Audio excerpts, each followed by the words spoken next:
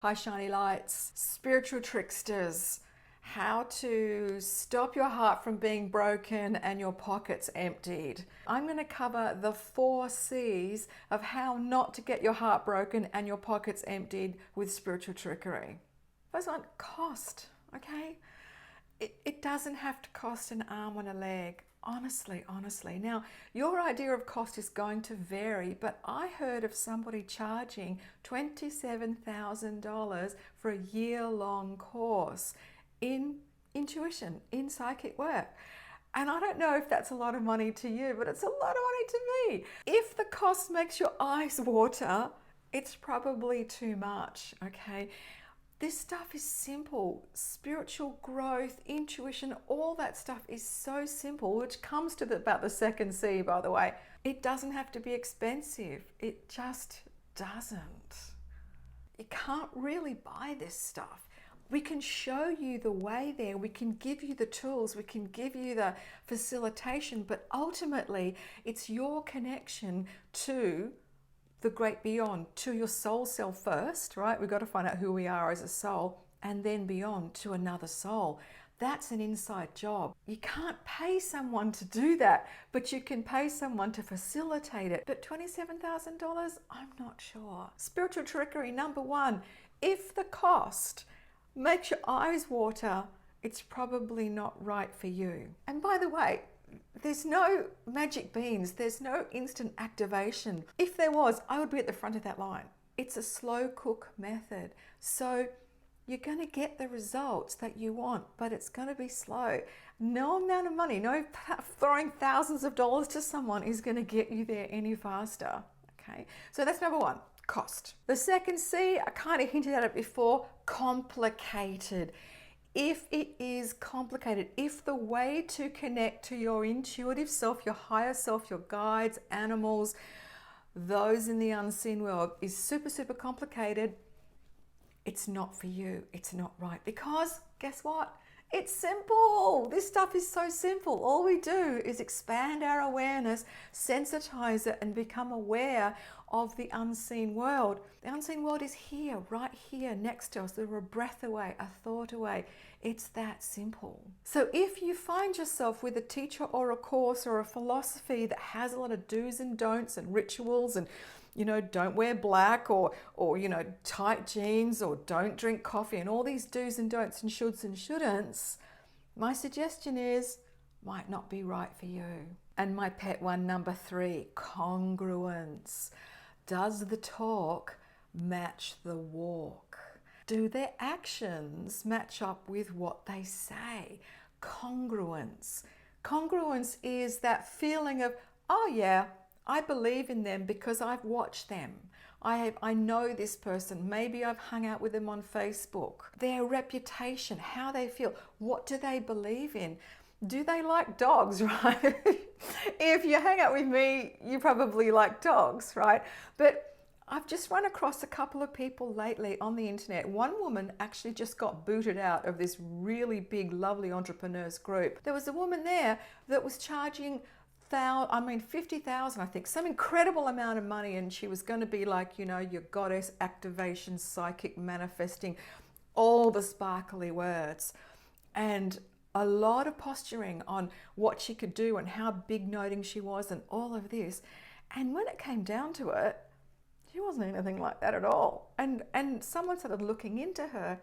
She'd only just appeared on the scene like 3 or 4 years ago. And before that, she was just a regular person. She changed her name to a sparkly new name. And once you lift up the lid of this and start looking, the talk doesn't match the walk. And that's what we're talking about in congruence. But congruence is the 3rd C. Do they feel like they're authentic, right? And that doesn't mean reading all the glossy sales pitches. No, it means check them out. Run it through your filters first. Does the walk match the talk? Go and suss them out. Find out how long they've been around. See if other people know them. That's how you're going to get the congruence part. The 4th C, compassion. Being kind. And that means, are they kind? Again, is their heart open? Are they open to you to help you even if you don't buy from them? What are their refund policies like? That's compassion. Are they going to give you a no questions asked refund? Is their compassion only for you if you follow the rules and if you drink their Kool-Aid, or do they suddenly turn on you when you start asking the big questions? That's compassion.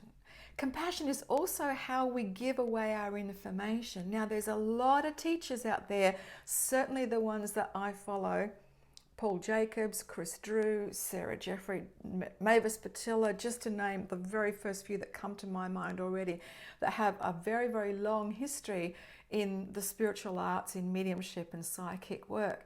And you know what? They teach classes, but they are the giver of information. They are kind of on a level with you where they're not going, I am the keeper, I hold all the spiritual secrets. And by the way, there are no secrets, okay? There just aren't any secrets.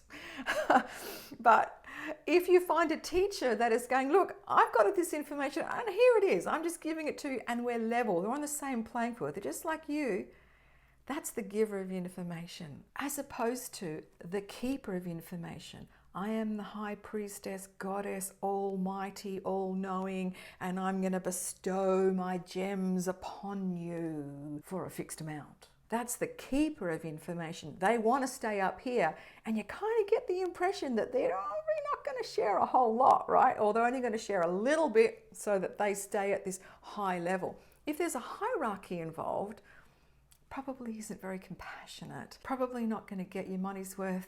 You may feel like your heart may be broken or your pockets emptied, or both. So that's compassion. The hierarchy. Are they above you, or are they giving you the information at a level playing field?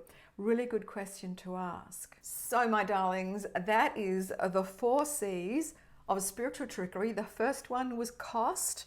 Does it make your eyes water? Or is it seem incredibly overblown, or do they have to do a super, super hard sell to get you to part with your bucks? Second one, complicated. Lots of shoulds and shouldn'ts. Do you drink their Kool-Aid? You have to do it a certain way. Is there a feeling like if I break the rules, I'm going to be on the outer, right? That's all very culty. Ugh. Right. Number 2, complicated. 3, does the talk match the walk? Make sure that they are who they say they are. Do your research, do your diligence. Now, that doesn't mean to say we haven't all been bruised by people. I certainly have too. It's part of our journey. But congruence, talk matching the walk. And the last one is compassion. Do they give the information, or are they the keepers and want to stay up here and be all powerful? Compassion in their refunds, in the way they deal with you, the way they deal with others, the way they deal with criticism, the way they deal with the whole world.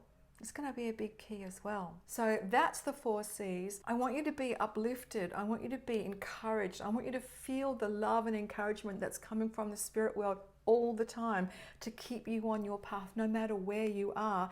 And I really hope that these 4 C's are going to help you keep on the path and avoid the obstacles and the smoke and the mirrors and the tricks that are out there. So thank you for watching. Thanks for letting me be your psychic mentor today.